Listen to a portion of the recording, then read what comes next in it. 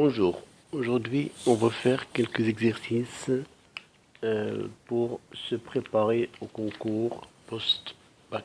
Bon, ils vont porter sur les probas, les dérivés et les complexes.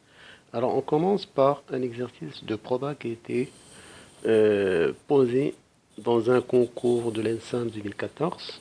Alors on va commencer l'exercice. Alors une usine produit des pièces dont 2% sont défectueuses. Après contrôle, on s'est aperçu que 97% des pièces bonnes sont acceptées et 99% des pièces défectueuses sont rejetées. Question, quelle est la probabilité d'avoir une pièce bonne et rejetée?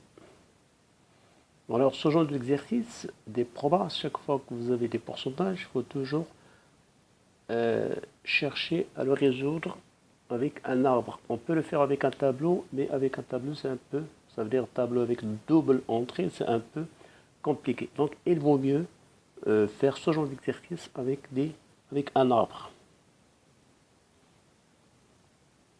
Alors, elle produit des pièces dans 2%, donc il y a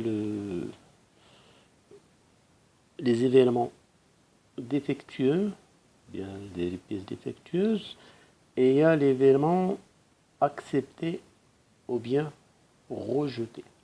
Alors, on peut considérer par D la pièce elle est défectueuse, ça veut dire qu'elle présente un défaut, et là, la pièce non défectueuse. D'après l'annoncé, il y a 2%, ça fait 0,02. Et quand c'est complémentaire, donc c'est 0,98.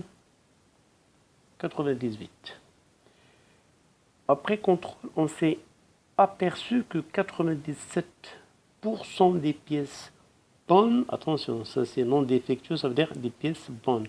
Alors là, on peut avoir accepté, rejeté, accepté, rejeté.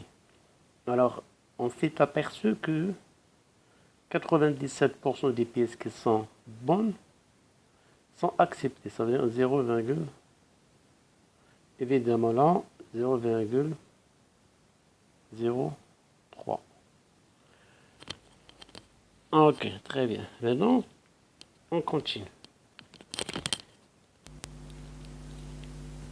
Et 99% des pièces qui sont défectueuses sont rejetées.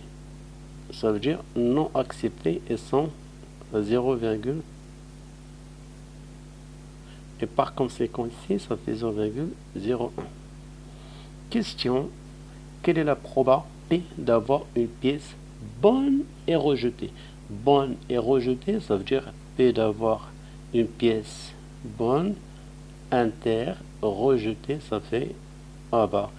C'est égal, on fait le produit de ce chemin-là, c'est 0,98 fois 0, bah, je calcule de tête, 3 fois 8 ça fait 24, 4 je retiens 2, 3 fois 9, 27, et 2, 29, et combien 4 chiffres après la virgule? 1, 2, 3, et 4, donc c'est 0,0294 qui est la probabilité que la pièce soit défectueuse et la pièce elle est bonne et rejetée. Donc passons à l'exercice suivant. Ben, si ça concerne la dérivée, f est dérivable en 0, alors f3h moins f2h sur h tend vers... Alors là, il faut juste se rappeler de ce qu'on appelle la définition d'une dérivée. f de x moins f de x0 sur x moins x0, x tend vers x0 égale f' de x0. Alors c'est là, ici le problème c'est le 3h. Donc il faut la transformer comme suite. F 3h moins f de h sur 3h moins h. Donc c'est égal f 3h moins f h sur 2h. Donc ici nous on avait h, mais ici il nous faut un 2. Donc pour avoir ce 2 là, pour l'inventer, il faut juste multiplier par 2 et diviser par 2. Cette partie là c'est f', ben, comme ça tombe vers 0, f' de 0, et donc ça fait 2 fois f' de 0, par conséquent la bonne réponse est là, 2. Et question suivante, pour taux z de c, on a exponentielle z bar, est-ce que c'est la même chose que exponentielle? Là c'est exponentielle z tout bar, est-ce que c'est la même chose que juste exponentielle de z bar? Ça veut dire que je prends e z bar, est-ce que c'est la même chose que e z bar? Alors on commence par l'expression de gauche.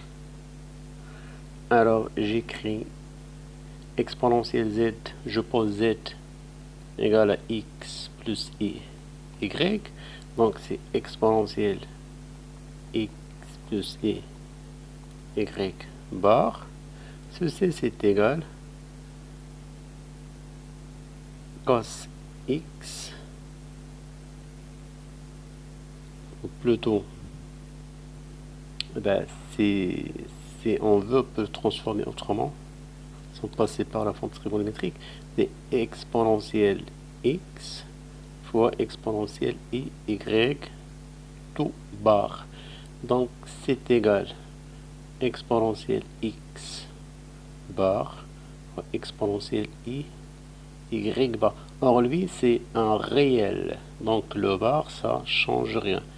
Exponentielle x, et là c'est le bar de i, ça fait moins y, et là je rassemble, c'est égal exponentielle x moins y, qui évidemment est égal exponentielle x plus y bar, que c'est la même chose que exponentielle z bar. Donc cette affirmation elle est bien vraie. Donc voilà pour cette partie, j'espère que vous avez bien compris. Bon courage et à la prochaine.